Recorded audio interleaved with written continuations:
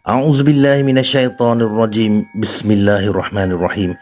Assalamualaikum warahmatullahi wabarakatuh kepada semua para penonton Malam Mistik Bro-Fi, dan salam sejahtera kepada anda semua. Semoga anda semua berada dalam keadaan sihat dan sejahtera. Pada malam ini, Brother Fai akan kongsikan kepada anda kisah yang datangnya daripada Newar Anwar.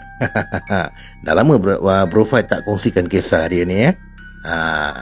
Kisah pada malam ini adalah mengenai Nenek Kebayan.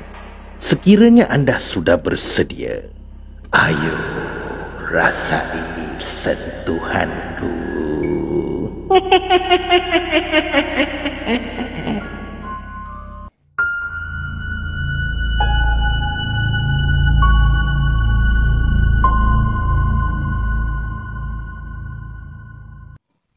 Malam Jumaat memang sinonim dengan hantu. Aku pun tak tahu kenapa. Dulu masa aku duduk dekat asrama, aku pernah tanya seorang kawan aku ni pasal hantu. Kebetulan pula masa tu malam Jumaat. Dalam banyak-banyak kisah misteri hantu, aku lebih tertarik nak dengar kawan aku tu bercerita pasal hantu Nenek Kebayan. Sebab bagi aku, Nenek Kebayan ni lebih misterius dan menyeramkan.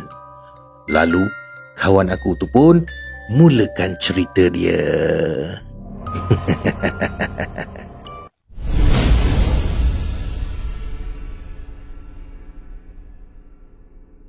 Nenek Kebayan bukanlah Nenek Kebayan yang kita kenal selama ni.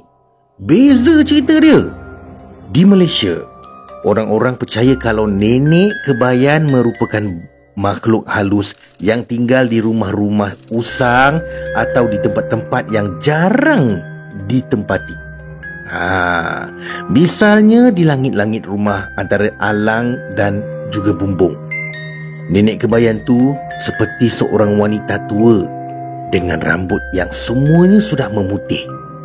Kulitnya kerepot, matanya berwarna merah dan sangat menakutkan. Nama pun nenek, jadi sinonim lah dengan orang tua kan. Sebab tu dipanggil nenek oleh masyarakat. Nenek Kebayan juga sering terlihat memakai pakaian tidur yang panjang berwarna putih, tetapi kelihatan lusuh sekali. Dia biasanya akan tinggal di alang rumah yang jarang dibersihkan. Dia akan menetap di sana untuk waktu yang lama. Ketika seseorang berada dalam bilik dan belum tidur, dia akan mengintip dari celah-celah alang bilik. Dan ketika tengah malam, Nenek Kebayan akan turun dari tempatnya untuk berkeliling di dalam rumah dan kemudian masuk ke dalam bilik. Jika ketika itu si tuan rumah telah tertidur, maka lebih baik jangan sampai terbangun. Dan jangan juga berpura-pura tidur, kerana dia akan tahu. Dan jika seseorang hanya berpura-pura memejamkan matanya, Nenek Kebayan ini akan memerhatikan dan mula mendekati. Nenek Kebayan akan duduk di sebelah dan naik ke atas katil. Setelah itu, dia akan berbaring tepat di sebelah. Dan wajahnya akan memandang tepat ke wajah anda dari dekat. Memerhatikan atau menunggu orang yang berpura-pura tidur itu membuka mata.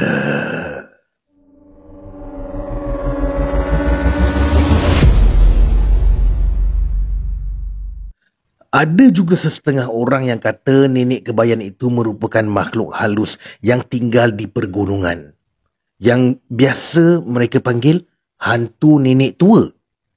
Ada juga yang kata kalau Nenek Kebayan itu pada siang hari akan berubah wujud menjadi seorang nenek-nenek tua dan buruk dengan rambut putihnya yang panjang. Punggungnya membongkok dan Nenek Kebayan berjalan menggunakan tongkat. Tetapi ketika malam hari, Nenek Kebayan itu akan bertukar menjadi seorang wanita yang sangat cantik. Kata kawan aku lagi, kejadian yang terkenal dan sering diceritakan oleh orang ramai bahawa nenek kebayan itu suka menyanyikan lagu kesukaannya ketika dia menampakkan dirinya mengganggu pelajar asrama.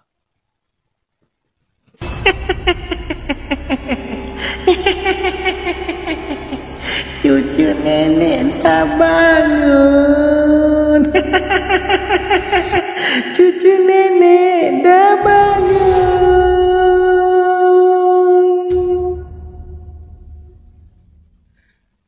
Dan jika pada waktu itu tiba-tiba ada pelajar yang terjaga dari tidur,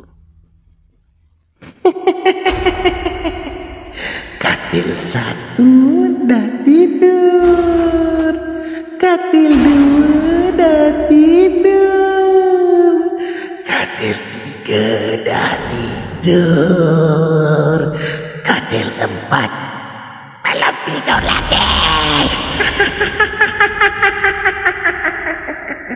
Kenapa cu tak tidur lagi?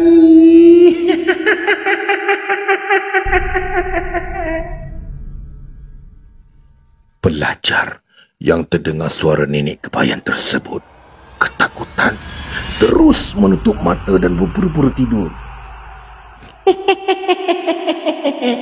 Cu, jangan tipu nenek. Nenek tahu cu tak tidur lagi.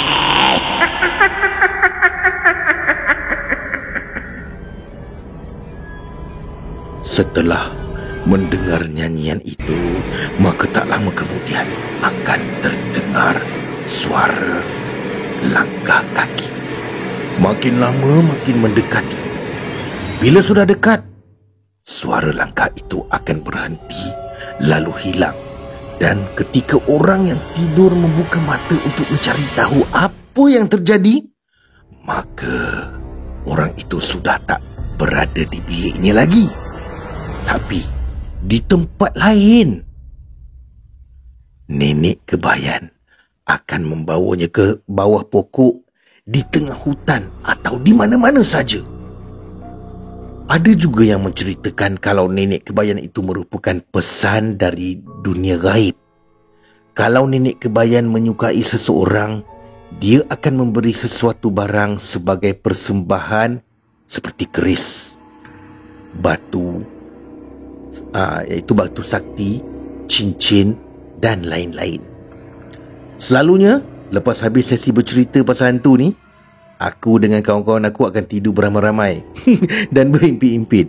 Ramai yang penakut tapi tetap juga nak dengar cerita hantu. Kecanduan apakah itu? Samalah dengan kehidupan kita ni. Kalau korang perasan lah kan, okay? Sambal belacan tu pedas, tapi nak dimakan juga. Cili padi itu pedas, tapi nak dimakan juga. Kenapa